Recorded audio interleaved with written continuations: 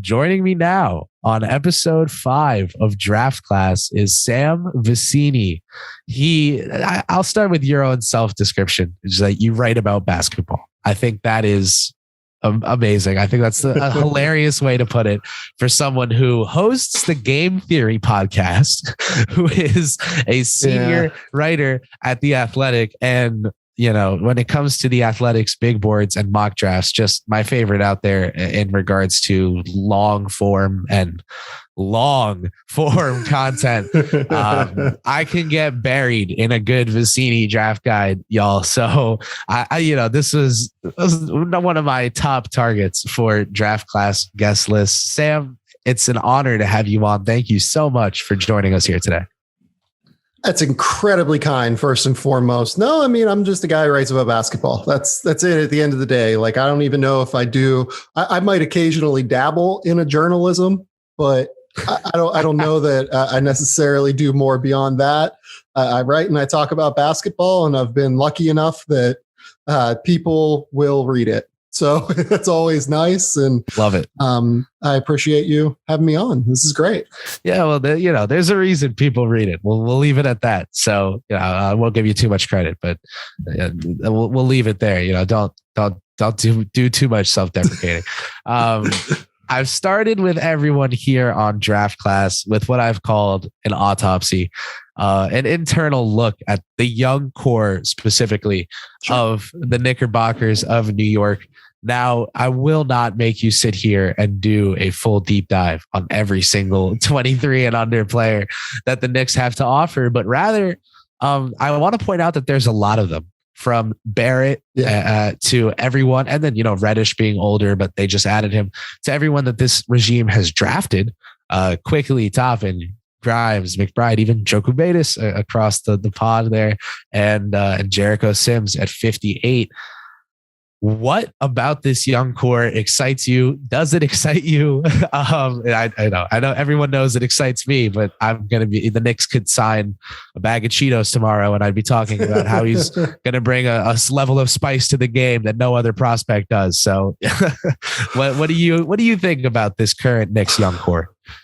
Well, the more that you do this, the more you understand that the game is all about finding stars.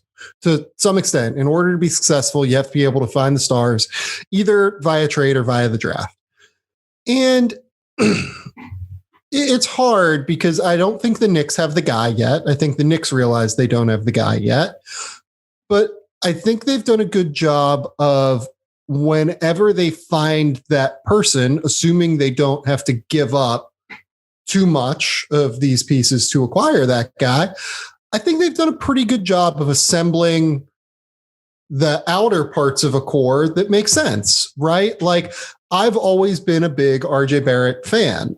I understand that some people aren't. I understand that they don't, love the efficiency, and sometimes he can get a little bit turnover heavy, but he's a crazy worker. He's the kind of person that you want your culture to kind of embody in terms of the way that he is willing to put effort into his game. Yeah. And he works on defense. He works on both ends of the court. And, look, do I think he's more of a number 2 or number 3 on a good playoff team? I do. I think that he's probably not going to be a number 1 option. But I've always kind of thought that this was going to be the kind of guy that continues to get better and better and better throughout the course of his career, and not someone that's going to, stagnate at 23 years old, stagnate at 24 years old. And if not being a number 1 option is your main, drawback, oh no, the fake scared kind of vibe there, because it's like, he's still great. This is where like the struggle of expectations ends up exactly frustrating a lot of Knicks fans, I think. And I get it. Like, you drafted RJ Barrett at number 3 after Zion Williamson and Ja Morant went, right? And he's very close with Zion Williamson. So there's that natural inkling and hope that he's going to be that guy, right? He's going to be the guy to bring the Knicks up. I don't think he is. Like, I think he's going to be more of a number 2 or a number 3, but he's going to be a great number 2 or number 3. The only concern for the Knicks moving forward is you have to figure out what the contract number is for that guy. You can't max him unless he takes an enormous leap next year, I don't think. So what is the middle ground? Jaren Jackson got something like $22.5 million per year. Jonathan Isaac got like $20 million. Trying to think of, other guys that aren't number ones, but can help you and can, I think, help you win games as soon as you find that number one who can take pressure off of him that isn't Julius Randle. I don't know, man. You also kind of have to build a specific roster around RJ as well. And I don't think Julius is a great fit for that specific roster. So it's weird. It's very hard. Does the Jaylen Brown 4-year, $107 million, when he was averaging, I think, 13 points at the time that he signed it, does that kind of ring a bell as something that might be what we're looking at with RJ? Maybe a little more, but that for 106 is not chump change. That's 26.5 a year, I think, if I'm not wrong, to be averaging under 14. I just know RJ has put these stretches together. Julius was not at all who they were expecting him to be, even when their expectations were lowered after the start of the year. That second half of the season from Randle, I do a lot of talking about how the Knicks could have done a lot to prevent this situation with Randle reaching the point that it has, potentially the point of no return that it seems to have reached with the fans and everything. But I there's nothing that can get out of his effort, his lack of effort, his attitude there in that second half of the season. But Barrett came and averaged 24, 6, and 4. And the shooting wasn't, it was 42%, something ugly, but he's not on a great team, obviously. And just that, I think that the 4-105, 4-110, that neighborhood, just, I also get, he's number 3 out of Duke, and we're in New York. There's kind of a big market thing going on. Numbers kind of pump up a little. So does that, I feel like that kind of is what sounds right to me. Does that sound right to you at all? Probably the range that I would think it ends up in. I mean, like you said, yeah. So I just looked up the numbers over RJ's last 42 games. So from the Knicks 36th game of the season, it looks like onward, he averaged 23.6, 6 rebounds, 3.5 assists. I think that's pretty commensurate with who he is. As a, whenever he's an underqualified, number one option on a team. And you know what? That's fine if you reduce that down to, 19 on 44% shooting and 36.5% from 3 whenever he starts getting some easier shots and easier looks. And, the big thing that I thought he did that finally came to fruition was started drawing fouls in the way that we expected him to at Duke, or from his tape at Duke, from his tape at lower levels. Over that time, he averaged 7 free throws per game, which is a really, really high number. Right. He's always going to be a physical player and always going to be the kind of guy that you need to get into advantageous situations as opposed to using him out of isolations, right? He's going to be best as your second side creator. If they go out and they try and acquire a Donovan Mitchell this summer, Donovan hopefully can bend the defense and hit RJ on the weak side. RJ drives with his left hand and hopefully draws a foul. Right. Yeah. He's good enough to be attacking those tilted defenses, but just not tilting them himself just yet is what I'm getting.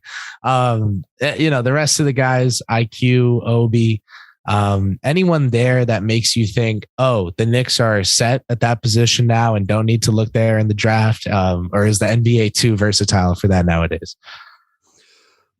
I don't think that there is any position I would rule out in the draft because the Knicks have X player on the team, right? I like what I saw from Quentin Grimes this year. I think Quentin Grimes looks like a good 3-and-D player long term. I don't think Quentin Grimes, is the unquestioned answer at the 2-3. And on top of it, Right. You need multiple 3-and-D guys that can do stuff and, can handle multiple assignments defensively and can drive and kick and can knock down threes. So, and like, to be frank, I think I like Quentin Grimes more than Tibbs might like Quentin Grimes based on the fact that he didn't play Quentin as much as I thought he could have. So he was forced into it. Yeah. Yeah. So I'm hesitantly optimistic on Quentin. I think Jericho Sims is an interesting guy long-term, just athletically. I like Obi as someone that I think the Knicks have, kind of squandered. If you were going to take him at number 8, if I remember correctly, is where they took him. Yep. You needed to have a plan for playing him as a small ball 5, because that's always what he's been. In his years at Dayton, he was a small ball 5. And to play him at the 4 as like a corner floor spacer cutter is just bizarre. And Quickly, I think looks like a solid, 6th man to me. I'm not quite as high on Emmanuel Quickly, I think, is what the rest of the Knicks community might be. But there's a lot of value in having a very creative scoring 6th man, I think. Yeah, I like Quick as a starter just because I think the defense is like so good compared to, I don't know how like the consensus views him. But again, like I was saying earlier to you about Obi, like he makes the offense better, just like vibes wise. Like Quickly by the numbers makes the team better on both ends of the floor when he's in, no matter what lineup he's in with. And like it's not that as much as that, considering the team he was on this year and totally. How like messy it was, that just makes me think, regardless of this kid's circumstances, he came in and really made his mark known. That's why I'm really impressed with him, and like I was a big Maxey guy that draft, had him at 8.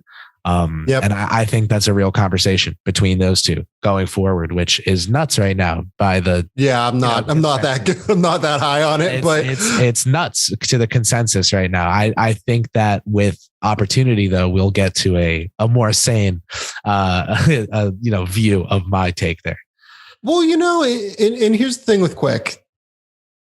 I think that I would say his ceiling is probably going to be something like the 20th best point guard in the NBA, something like that. At the end of the day, like something in that ballpark. And if you really look at it, there are 30 teams in the league, so that's probably like a starting quality guy. But the question is, can you win with that? And I honestly don't know. When you're trying to build a roster and when you're trying to like bring a set of players that comes together, I think it takes a very specific type of team and player to win with that. So like, jumbo, so like you need a big wing creator when you already sort of kind of have a bigger wing creator with RJ that you're, probably going to pay a good amount of money to. The Knicks are in a more precarious position in terms of how they're going to have to allocate their assets moving forward at this point, because they're starting to have to pay some of their younger guys. And it's tricky. I think it's not a bad problem to have. I was going to say they used to have right decisions. They used to have no young guys to pay, so I'll take it. Yeah, totally.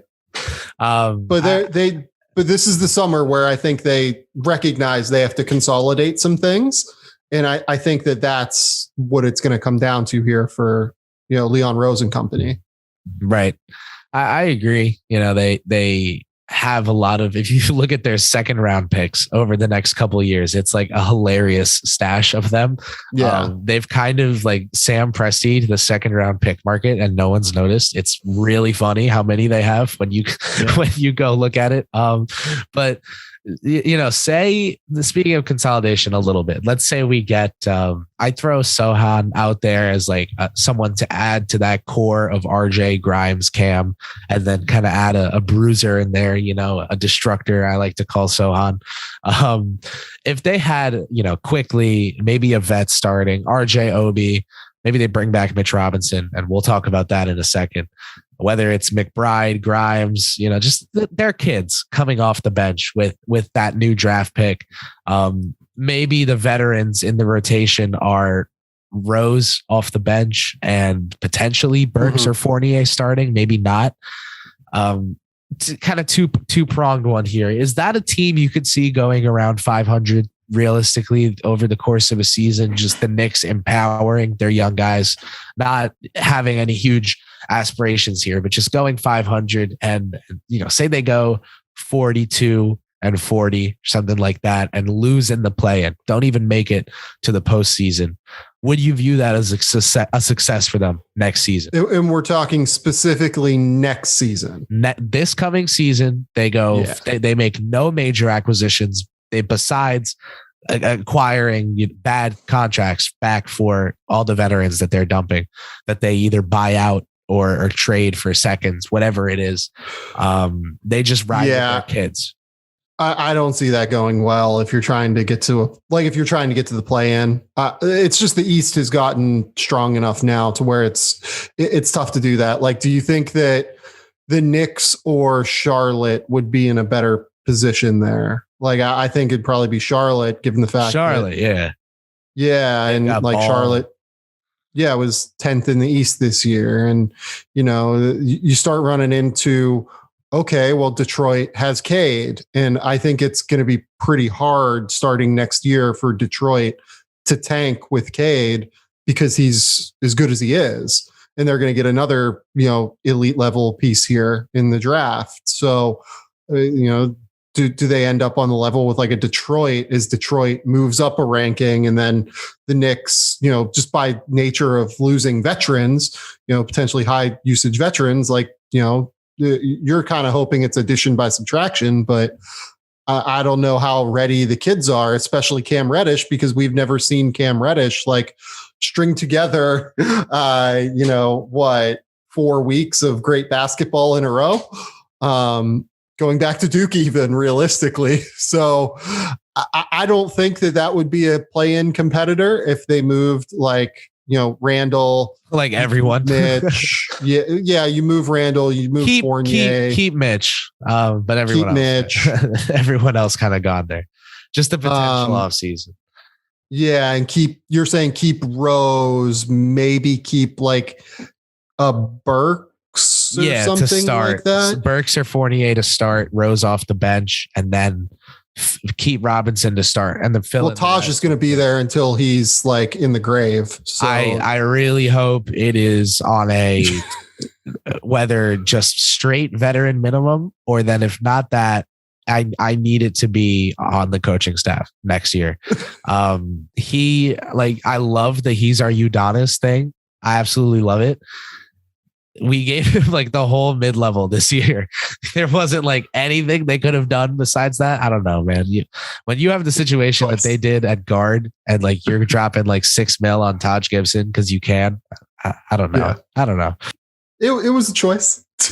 I think it was a fine one. I just think it was indicative of them really believing that Kemba was not going to either need to be replaced or like have trouble being replaced. So I don't know. I think just indicative of not enough planning for me. But I gotta get right to the center of this next question, pun intended. Your last mock draft, you gave the Knicks Mark Williams, another Dookie. I did. Speaking of, personally, my favorite, developmental big in this draft. I know Durant is going to go probably top 6 to 8 if I had to guess now. For what it's worth, I'm skeptical of that, but really? We'll see. Yeah. If he drops to us, would be, but I don't know. So, a guy of his size, the shot blocking potential, and if teams even just bite on one of the shooting or the passing being a real thing, I don't see him being considered like a late lottery or outside a lottery guy, but I don't think either of the shooting or the pass. I mean, look, I think he can short roll pass to an extent. That's probably the best skill. I don't think he can shoot at all. I worry a little bit more about the movement than I think others do. I think he's a bit heavier footed than what people think. Like I think he's more DeAndre Jordan than he is like a switchable center, which is what I've seen some people say. And I don't really, he's one that I have done the full draft guide, deep dive into.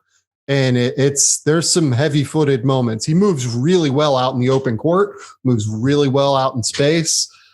I'm not as in on the way he moves over short distances, I would say. I feel you.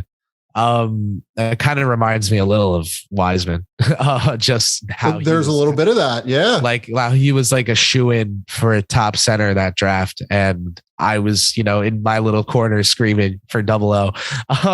But regardless, my comparison was going to be more to Isaiah Jackson last year as being last year's like developmental big. This year, Mark Williams seems to be that guy, the guy with a ceiling that could be higher than anyone likes to think, but that will require a lot of work to get there. I'll start. Would you still mock Williams to the Knicks today? Oh God, I haven't. When did I run that mock? Probably in late March. Early. I haven't even really looked at this point to know.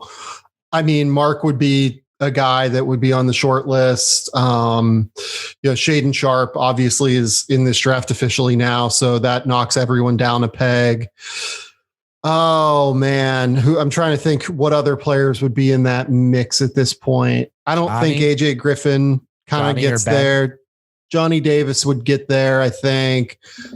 Ben, I think, is going to go a little bit higher than what everyone thinks because teams just feel comfortable with him. Just in terms of what the skill set is. He's a grinder too.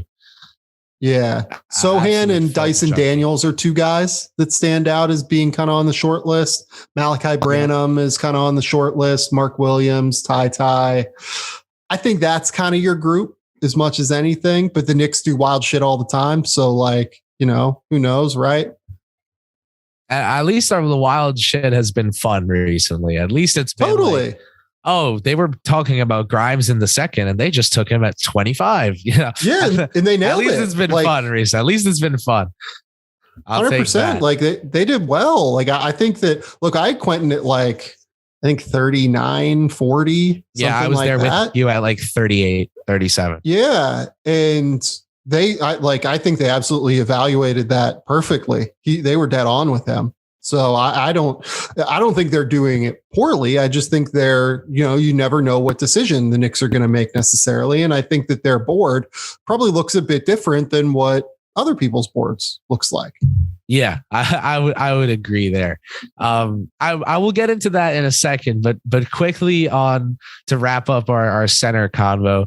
Would you, whether it's bring back Mitchell Robinson, or look somewhere else in the market, or then looking to Duren or Mark Williams, do you think that, the Knicks answer per se at center is in this draft? Do you think that it's just cost efficient for them to see if they can add one in the, early second and maybe someone like Koloko and have him and Sims and let Mitch walk, sign and trade him maybe to Dallas for Jalen, however that goes. But how do you feel about Mitchell Robinson being a free agent and the Knicks having Sims, seems to be someone who projects as a good, solid backup, but not maybe they might have a hole on that top spot on that depth chart. It's hard. I would strongly consider a center. I would take Dyson Daniels personally over like Jalen Duren and Mark Williams. I think Dyson is, 6'7", 6'8", high level lead guard. I think he's the best perimeter defender in the draft. As long as he shoots, and he's one where the mechanics aren't broken, they're just like kind of being worked through.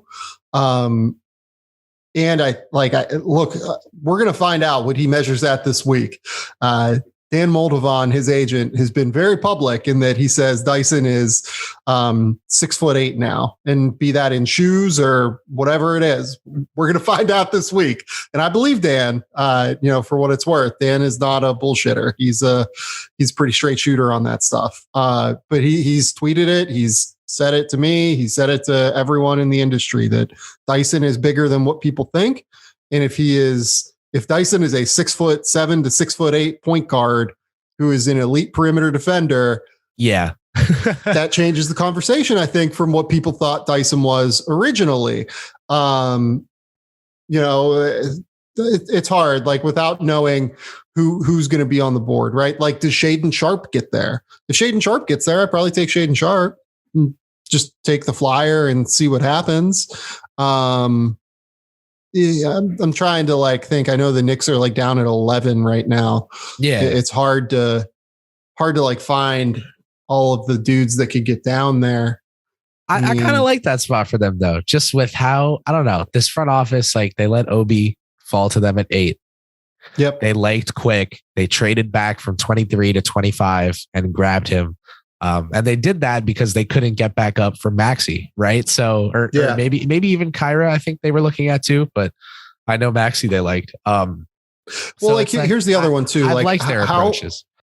How strong are they on taking a project versus wanting something that can help now? This was my next question for you was, looking at Jaden Ivey and Johnny Davis versus Shaedon Sharpe and Leonard Miller. Like just that conversation. Or like Bryce Ousmane Dieng is another one. Another one, for me, McGowan's too is up there as someone who like, there are a couple fogs and, bridge trolls to clear up, but you will eventually have a interesting path to potential stardom.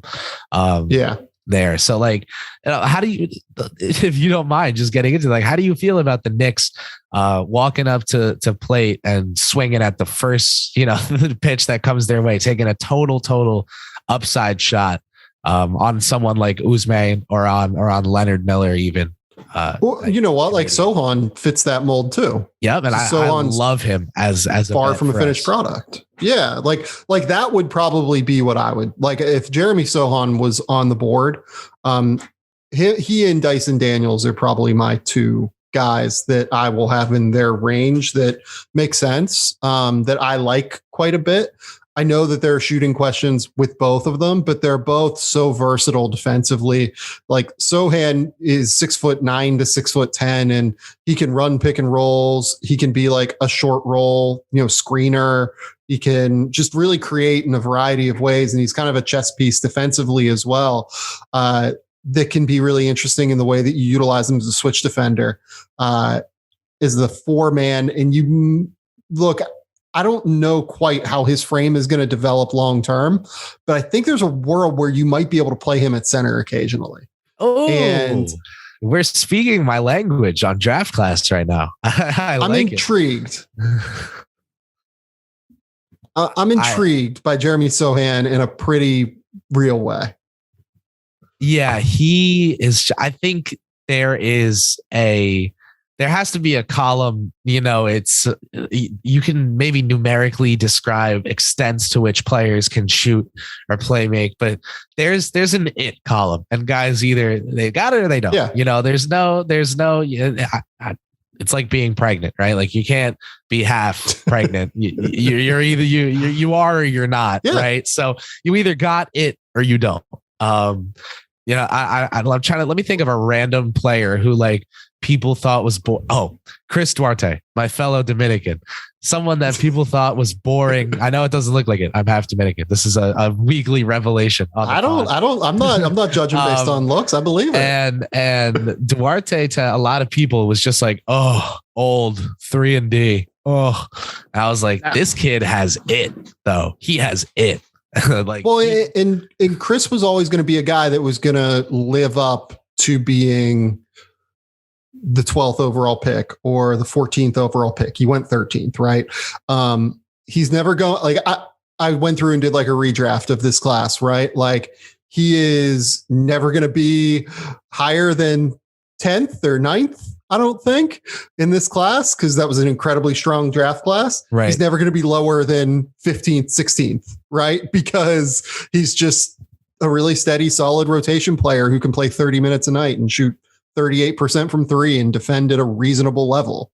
I know the classes are different, but he just reminds me of Bane in terms of like the guy that, and they didn't make the mistake this year in letting him slide. I know he doesn't have T-Rex arms, but they didn't let him slide to 30. But like the guy that teams just look at and are like, I think I did a lot of overthinking there. That is production. That translated. Like there was a desire to produce that translated, so that for the Knicks, like a guy like Sohan who has it, I think would be a fascinating ad to circle back there. Even, if it's someone like McGowan's or Leonard Miller. Miller would just with his shot would be so fascinating to see how that plays out. But I think there's a world where they add one of these mystery boxes of players in, even in Usman Jang too, right? And that it goes well for them. So that's obviously the desired outcome. But I feel like, and maybe you'll agree, that they're in a situation now, coaching staff wise, development staff wise, no longer have Fizdale's smallest dev staff in the whole NBA, despite having direct access to Dolan's pockets. They no longer have, this kind of like, you don't go to the Knicks to rot anymore. And the goal is that the Knicks are becoming, and slowly are even now to an extent, a franchise where you go find yourself and find how to be a productive basketball player in a productive system. That's the goal, at least, right? So do you think adding one of those total upside shots, like, do you think that's like sending a flower to a patio of stones to just go die and not grow? Or do you see that soil in the Knicks foundation right now for someone like Sohan, for someone like, say they take Blake Wesley at 16 because they think he can be whoever, with that, and they buy the handle and everything. Do you see us as like a breeding ground for prospects like that, like a good place for those guys to go? Well, it's hard because they haven't undertaken one of those projects in the last few years. Like Mitchell Robinson, honestly, was probably one of those projects, if we're being real about it. Oh, right? He was. Yeah, it still is to me. But the thing is that the role for Mitchell is just so much simpler than some of the guys we're talking about here, right? Yeah. Like Leonard Miller has no idea how to defend in a team concept right now.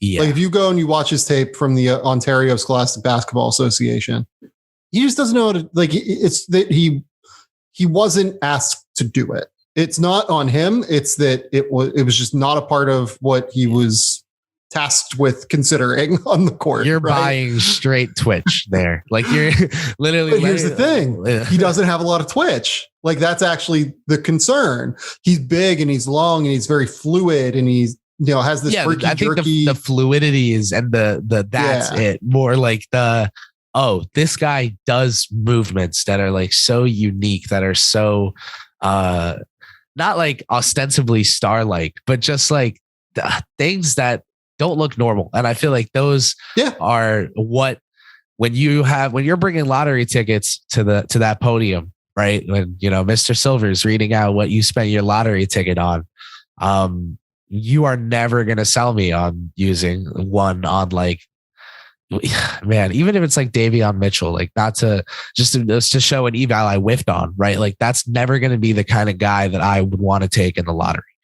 And I don't think that's a wrong take. I think that every evaluator is different and you just need to find the guys that fit your belief system in some regard, right? Like Memphis has a core belief system about the way they evaluate prospects. And I like try to have a core belief system in the way that I evaluate prospects. And, you can go X, Y, and Z, right? In terms of, I like guys that are high character guys with crazy work ethics and with, look, like Kris, you're in the middle of finals right now. You don't have the ability that I do to go out and like talk to college coaches and learn about these kids. You know what I mean? And like NBA evaluators do.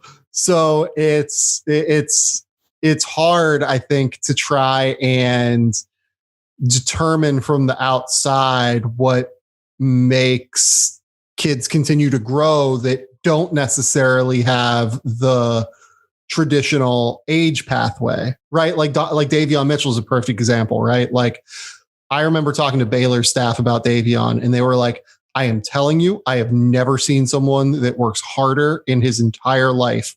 Like we have been here for 20 years now, 15 years, and this is the hardest worker we have ever had. See, like, I love psychos. I just didn't know that. You know what I mean? Like, right. Like, see, I have, I bet my roommates that don't watch basketball could tell you the story of how Kentucky coaches had to lock out Emmanuel quickly from the gym in the middle of the night, because I tell it so much, because I love that kid so much, and I love kids with that work ethic so much. Maybe because I am so sometimes detrimentally obsessed with getting things done that I really love doing, whether it's writing about these kids or talking about them, that I really admire that. Like, for example, that piece came out today that Shams Charania spends 18 hours a day on his phone and his heart sinks every time he has to be somewhere without Wi-Fi. And I'm like, I love that. I know that's concerning, but I love that because he really wants it. Like, I respect it. Man, I will tell you what, as someone who knows Shams is fucking awesome at what he does. And I respect the shit out of him. That is not a life I want to live. Understood. Shams is constantly on his phone. And you know what? Like, all credit to him. That man picks up the phone every time I call him, second ring, right there for me whenever I need him. And it's the same for me with him. Like, he's a really, really good human being. And that is not the kind of life I want to live. Like, so to take people behind the curtain here, I live in Australia, and whenever I leave the house to go to like dinner with my wife, right? I don't have internet access for the most part.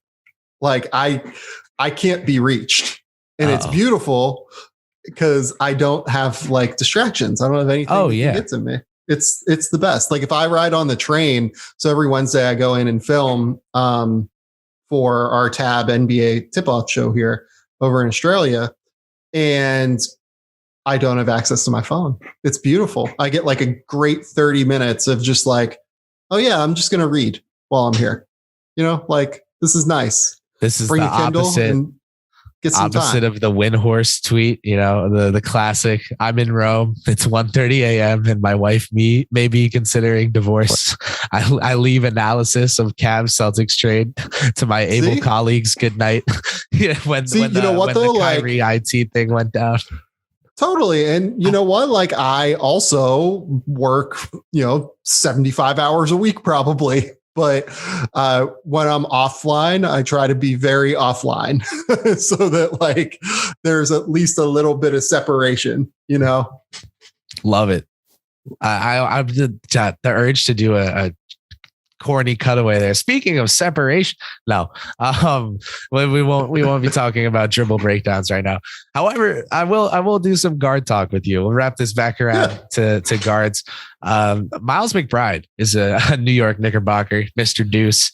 I always joke, like, before the draft even happened, he was my steal of the draft last year. Like, wherever he was going, he was going to be my steal. Just because I had him at 21 on my board, and I figured he would go at somewhere like 30, and then he went 36, and I was like, yay, Knicks. Even though Herb Jones went 35, I really couldn't care less, despite what people want me to be crying about on Twitter. The Knicks have Deuce. They have quickly, as we talked about. We talked about, RJ, Cam, Grimes, adding to that, right? Maybe with Sohan, someone to play that role that, I don't know, that Portland wanted Rocco to play when they dealt for him, that free safety, even though they was totally miscasting him because their defense stunk. You get what I'm saying. In regards to the guards, IQ and Deuce, is there a kind of guard that you would love to add to these two? Do you see IQ? Like, did you used to see him as a 2 and now he's a 1? So someone like Hardy would be someone you could see the Knicks fitting next to him, or are you all about defense with this because IQ you don't love? How do you feel about this? How do you feel about our guard situation? I love Deuce last year as well. I had him in a similar range that you did, maybe like 22, 23. And I'm worried enough about the offense now to where I just can't. I don't think they should be considering him in what their decision is. Like, I think you just kind of take the guy that's best on the board, and if Deuce works out, great. Like, you have a bulldog defensive guard who is just absolutely phenomenal on that end of the court, and hopefully he shoots it, and hopefully he learns how to finish inside. And I've always thought of him as a point. Because if you go back and you watch the tape over the second half of his West Virginia season, where he was, away from Oscar Tshiebwe and they ran more 4-out ball screen action. I think he averaged like 5 assists per game, being able to do that in college, which is a good number. Like, I think he actually can play some point, but at the end of the day, like we just don't know enough about what the ceiling is. What's the upside here? I just can't. I can't equate him into the decision-making process because he just might not be good enough to be worth considering within the decision-making process.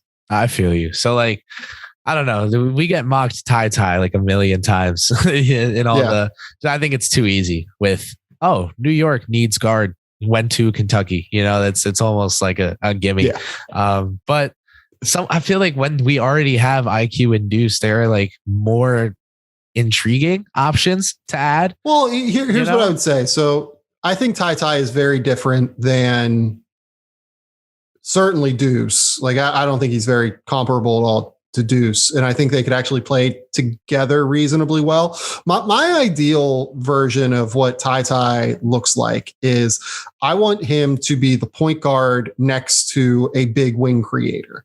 Like I want him to be, the point guard for, in an ideal world, someone like Cade Cunningham or someone like Peyton Pritchard, or no, not Peyton Pritchard. Like he's an upgraded version of Peyton Pritchard. Like I want him next to, Jason Tatum and Jaylen Brown. Like I want him next to, I want him next to Giannis in Milwaukee. Like that's like my ideal spot, right? Because I think that he's good enough as a decision maker and distributor and processor of the game. And plus he's 6'3" with a 6'9" wingspan. Like I think that you can make a lot of different things work. He's a good shooter. He's a great decision maker and passer whenever he has the ball in his hands. You have to worry a little bit about his ability to separate. Like I'm glad that you brought up separation going into this conversation, because that's ultimately kind of the critical word with Ty. But I think that if you put him around other guys that can separate and that can bend the defense for him a little bit, and then kick it out to him as your de facto point guard, even though he's not going to be running the offense in the half court, the star player will be. Someone like Jimmy Butler would be running the offense in the half court. Like that's where he's going to thrive and make good decisions, I think. Gotcha. Yeah. So I agree on that. I've said that, not in terms of who, I know it's not like, I'm not saying he and Maxey are the same guy, but just like my vision for Maxey in terms of he's not going to be a primary, but he can start. Like I'm higher on Maxey, or I was higher on Maxey than I will be on Ty, but that's kind of the similar thing, right? It's like, this guy can get the ball to go in the bucket. That's going to be valuable, regardless. So I guess it's really just like his swing factor would be his playmaking, I suppose, because kind of determines, is he just a scoring guard? Can he actually get something going? Is he someone that we consider one of our several creators here in a playoff setting? That Brunson kind of role that you were describing. I love that. I love that idea. Which we should talk about that, whether or not that actually ends up being a hole, because the Knicks could, if rumors are to be believed, be in the market for Jalen Brunson. Right. So this is where I was going to end off. So I'll cut you off to get my question out. And the reason is because my question has another wrinkle to it. The Knicks add Brunson.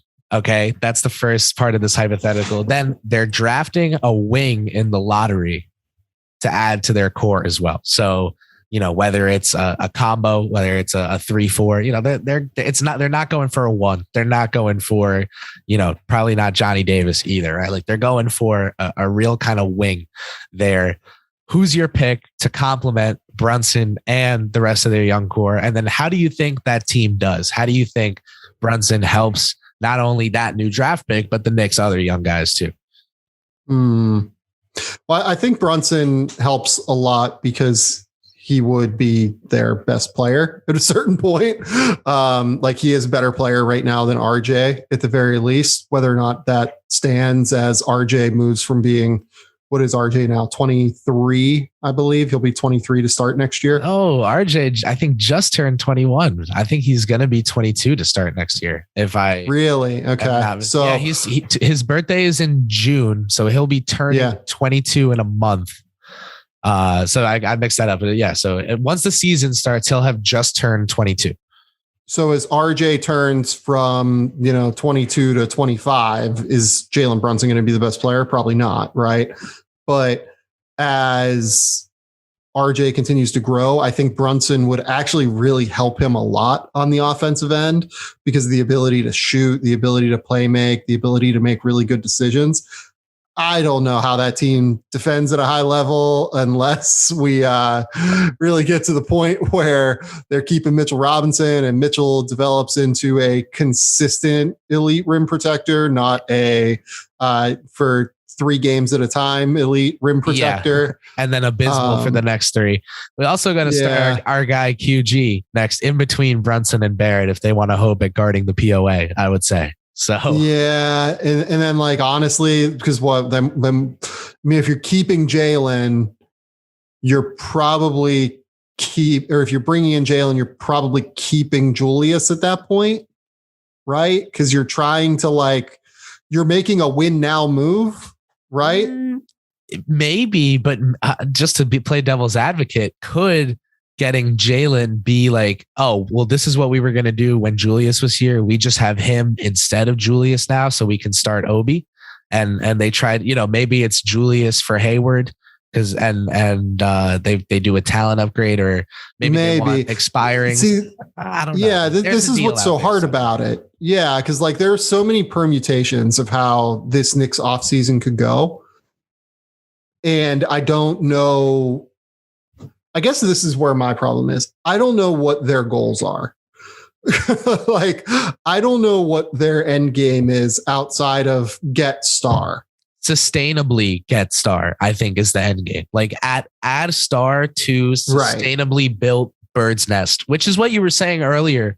They were doing a good job of doing, right? Adding guys like Grimes and Quickly and Toppin, who are not going to be your stud, your capital D dude in the playoffs, but your outside pieces, your trade pieces for that star. I think that's what they're doing right now. And I think so too. Yeah. But if they want those assets to look as good as possible, maybe Brunson instead of Randall might be the path to that. I'm starting to accept slowly. So, but at some point though, you do have to cash in, right?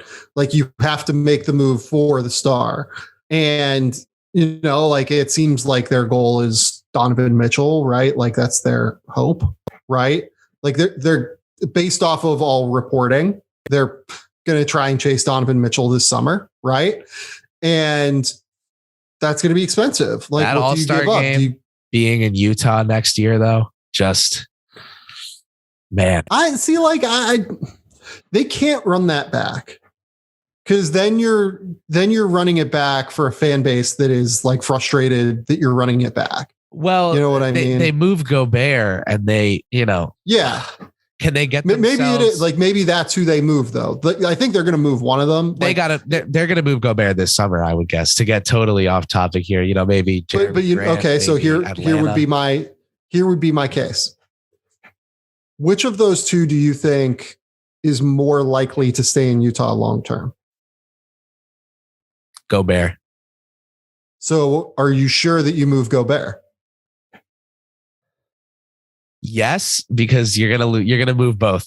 You're gonna tear the whole thing down. You've got a new owner, and once you get him to accept that you got this core is dusted, you get him to tear it all down. And you try to get the Knicks to give you Cam Reddish and talent that you're never gonna get to sign on the dotted line to go play in Salt Lake City, and draft picks to go with it. And I just rebuild if I'm them. I've got nothing with this core.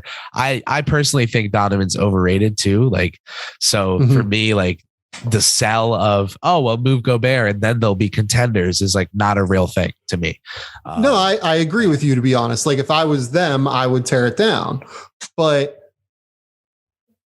do they actually do that? Is the question. Yeah, like that owner is he just bought a tough situation. So yeah, so like if you're Utah here, let's say you're moving Gobert, you're moving Mitchell, you're trying to bring in talent, right? Like maybe look, like Cam Reddish is polarizing across front offices. Like, you know, maybe, and I wrote about this at the time when the Knicks acquired him. Like I talked to two people that were like, yeah, great deal. They did a good job using that pick to acquire him because of the upside. I talked to two other ones that were like, no, this was a disaster move. He's not worth that pick. Like, he has not. They traded for the right to overpay him, kind of thing. Kind of, yeah. So and I wrote about that at the time. Like, you can go find that. Like, it's complicated whether or not they're going to like him. I think some of these Knicks pieces, some of these Knicks young guys are very polarizing to front offices, and it'll be interesting to see as they try to make a consolidation trade, which ones are valued, which ones are not valued, which ones are seen as useful to do so. And that's where I come back to, like, there are so many permutations with how this offseason could go. Oh yeah. I just don't know. And that's why I say, like, I don't know what they're doing. It's not that I think they don't have a plan. I think they do have a plan.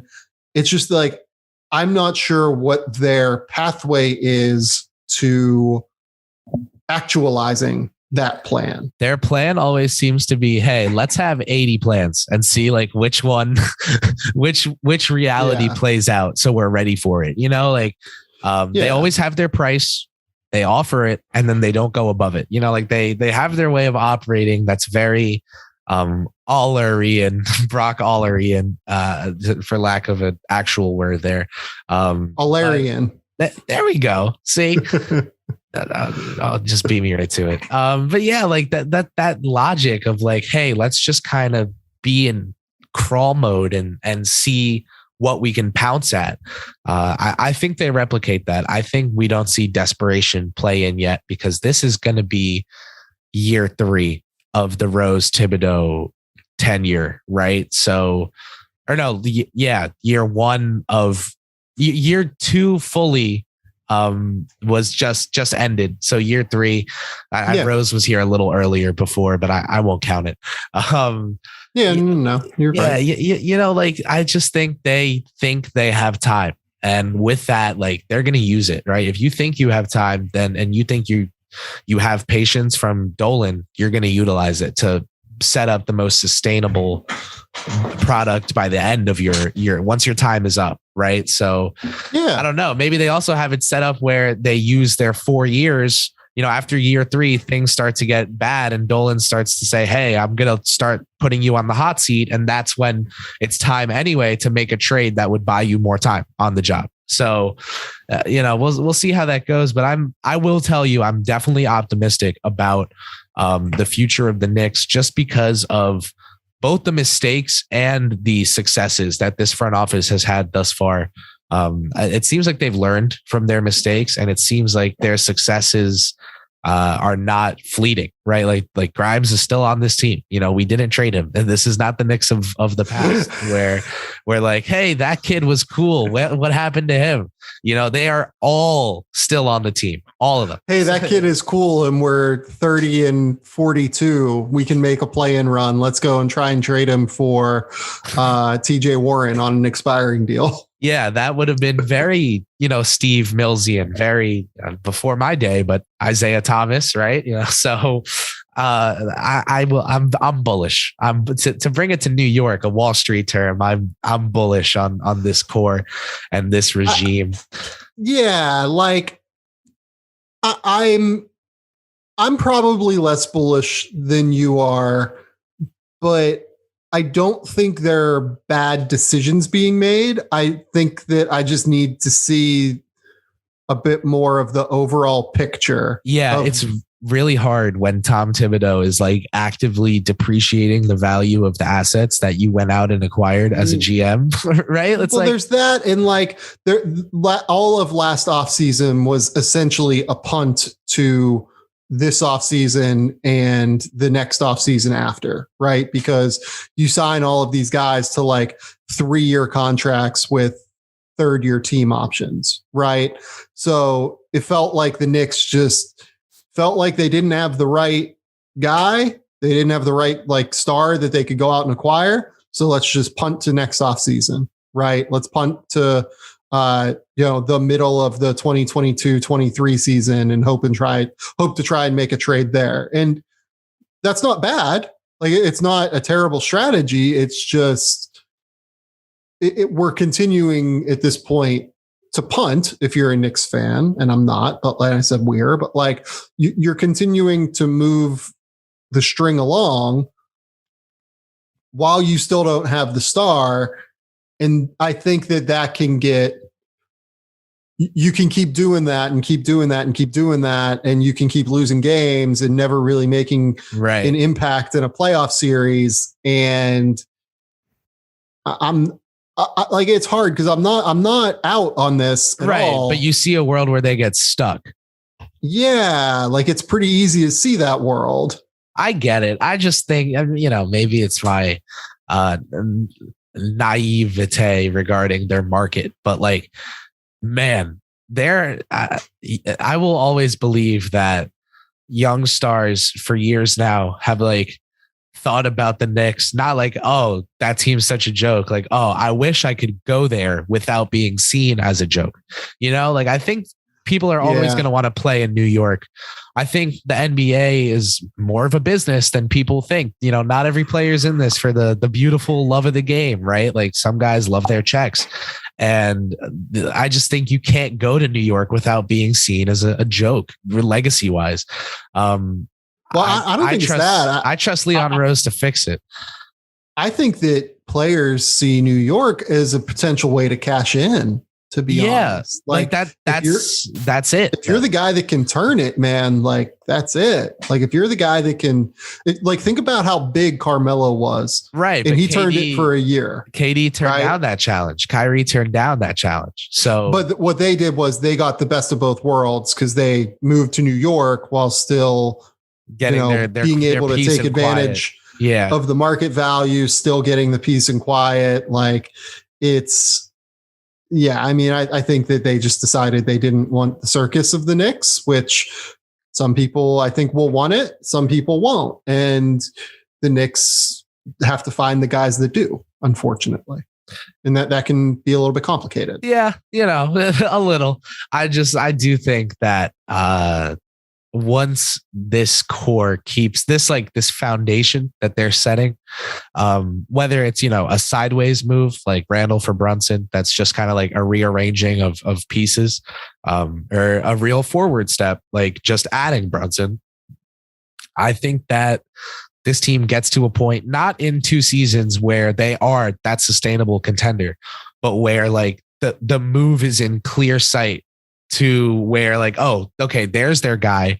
And now they have a couple firsts left and a couple young guys to work with to assemble that supporting cast. So that's where that optimism comes from for me. Rose running the team, my thing with him when he got hired was I'll be out on him if he like just starts running the team. Like, he has the resources to surround himself with geniuses and he should do it. And then he went out and did it.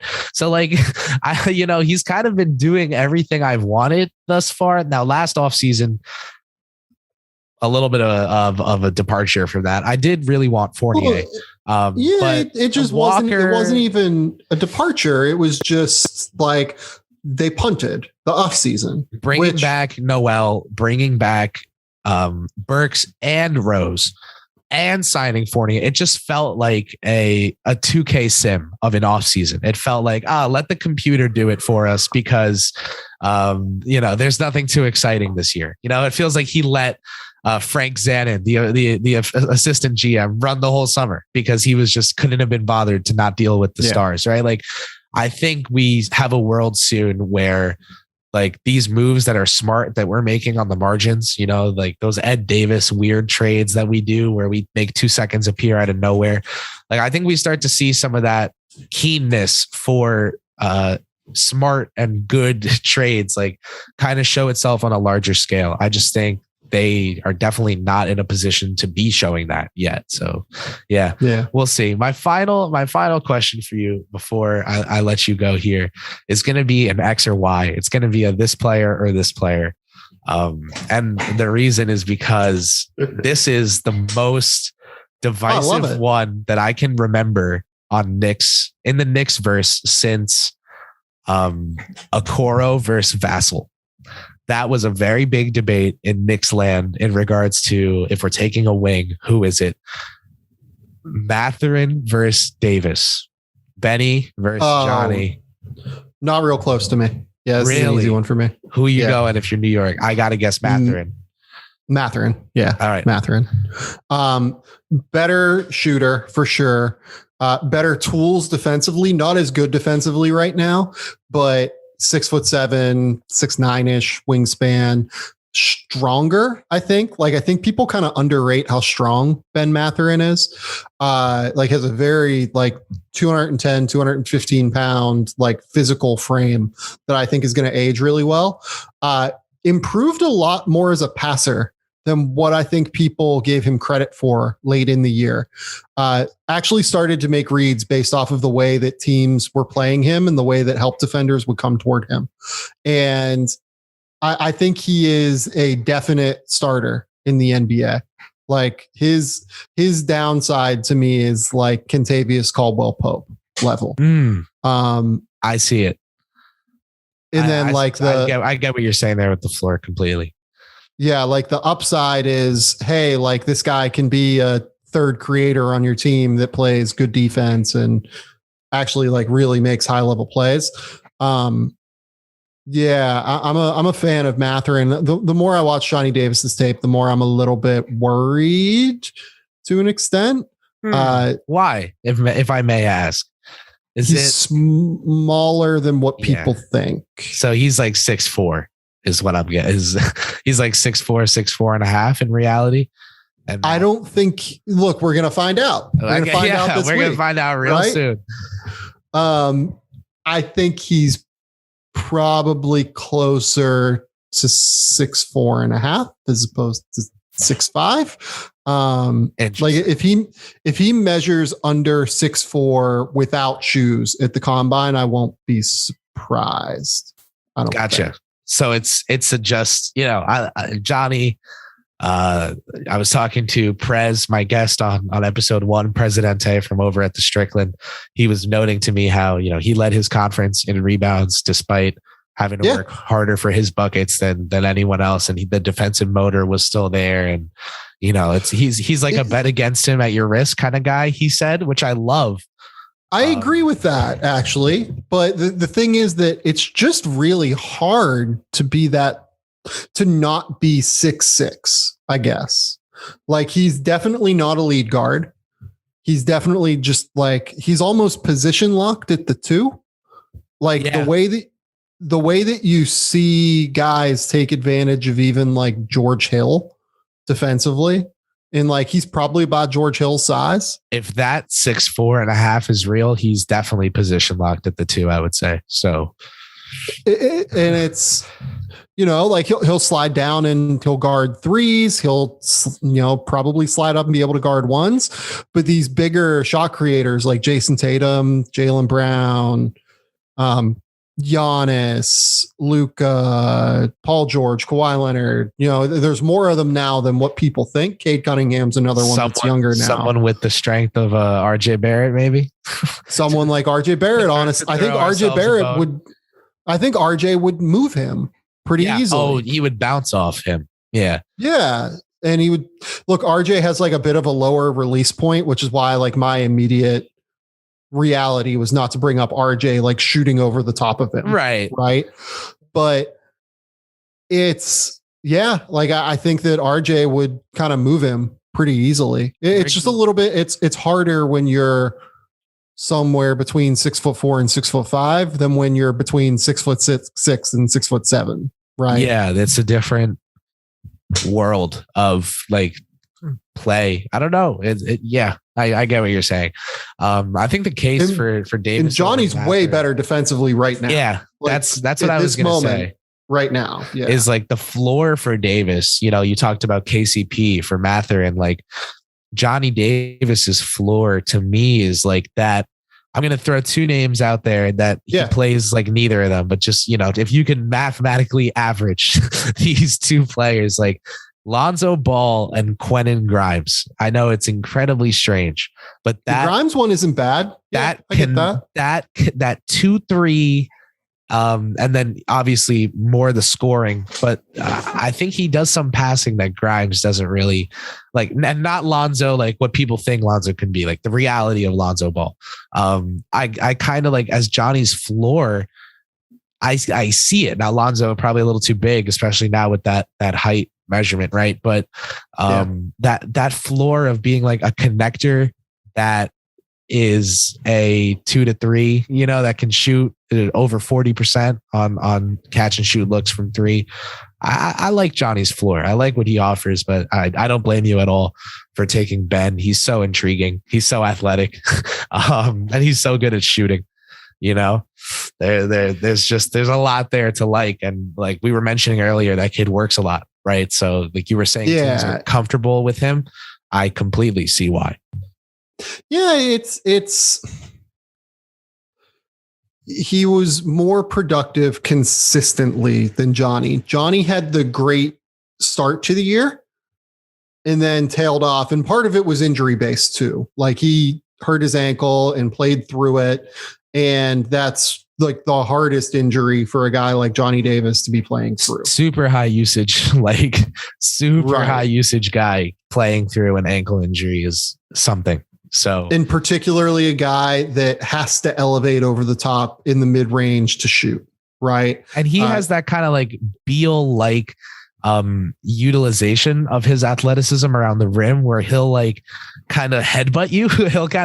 he'll leap right at you with his last step. Yeah. So for him to have an ankle injury is just like, yeah, it's tough. Like. I don't know. Maybe he comes in at 6'5", and like my concerns are a bit assuaged, right? Like I hope he does, because I hope that it works out a little bit more. But like I'm trying to find if he's been measured somewhere as we're talking, and I haven't. I just looked the other day and there was nothing, not a thing. Yeah, not a blessed thing. So, but you watch the tape against guys that are like, you know, listed at 6'5", and he looks a little bit smaller, I think. I don't know. We'll see what he comes in at. I'm not sure what to think of that yet, I guess, in terms of the height. Completely got you. I'm going to spend a lot of time debating Davis and Mathurin for the Knicks too, just because I think with what we have, like Mathurin checks so many boxes. Right. But then if Davis hits, he might check like the box for our starting lineup between Quickly and Barrett. So it's tough, you know, having Barrett, Reddish, and Mathurin all being like 6'7", 6'8" wings that can shoot wouldn't be a problem for me either, assuming they all develop. Cam specifically to that degree, right, where we say confidently that they can shoot. But yeah, you know, as I was saying, a lot to be excited about for me with this Knicks team, and from what you detailed with these guys in this upcoming class, even more, you know, with that hopefully number 11 selection coming up, if not top 4. You know, just keeping some hope to Ewing and the basketball gods from 84, 80, that 85 lottery. 84 was Jordan. You know, I was definitely alive back then. So sorry for mixing up the years of my mid-teens. But no, God. Yeah, I think there's a lot to be excited about for this Knicks team, and I think that you will see. You know, this will be my promise to you, is that whether it's not this year, maybe it's the next year, but there will be a trade. There will be a moment where this roster is at a place where you're like, oh, okay, I finally got where those mad men were going. You know, like I I hope so. I mean, makes sense. I think that's probably what's going to happen. It's just there are so many different permutations and outcomes of what it could be that it's hard to visualize right now. And it's particularly hard to visualize because you don't. So like we feel pretty good that Donovan Mitchell's available. We feel pretty good that Rudy Gobert is available on some level, right? Like if not like on like a complete level. Who else is available? Like we don't know what Beal is going to be. He seems pretty locked into, wanting to stay with Washington, right? Yeah, I'm calling up Sam Presti at 3 a.m. offering the first round picks out the wazoo, seeing if maybe in his half asleep grog I can get him to give me Shea. But other than that, I don't think that's going to happen. So like, it's hard to find the realistic guy. And then on top of it, if Shea is available, why is Memphis not putting together a better offer? Right. Like because you're competing against other teams ultimately for these guys. Yeah. And that's where it gets tricky. I would love to see what they would give up because I think Bane and Clark would both have to be on the table. That would be fascinating. But I'm just like throwing out like names. Yeah, like, no, of course. You're competing against other organizations that have, or like the Warriors with Kuminga and Moody and Wiseman and picks, right? I think the goal is that like the young guys actually play, and are at a point where like they can be seen as being in that universe, like where the Knicks have guys to deal to that are legit, OB quickly, even if I don't want to trade either, like we have guys that are on that level. So we'll see. Yep. I'm like, to use my word from earlier, I'm bullish on both of those guys. So we'll see how my predictions go, but pretty much I think if they're going to be wrong, it's going to be because I was too high on like everyone. So big surprise. Knick fan likes Knick players. But yeah, I'm going to let you go and wrap things up here. I cannot thank you enough for taking the time to hop on Draft Class episode 5. It was an absolute pleasure breaking things down with you and getting to hear your perspective. So thank you for that. I do, and not that you need it, but I do always offer guests the stage to plug anything they'd like at the end of the show. So anything you'd want our listeners to go check out, you can go ahead and throw it out there. No, I appreciate it. This was great. It was super fun. Go follow The Athletic. My work is over there. Go follow the Game Theory podcast. You can, listen to me and Matt Penny just talk a whole lot of nonsense for hours on end. Awesome. I think that's really all I've got. Yeah. Sam, thank you so much. Go check out the Game Theory. Go follow Sam on Twitter too, because he didn't shout himself out. And thank you for spending this time with us here on episode 5 of Draft Class.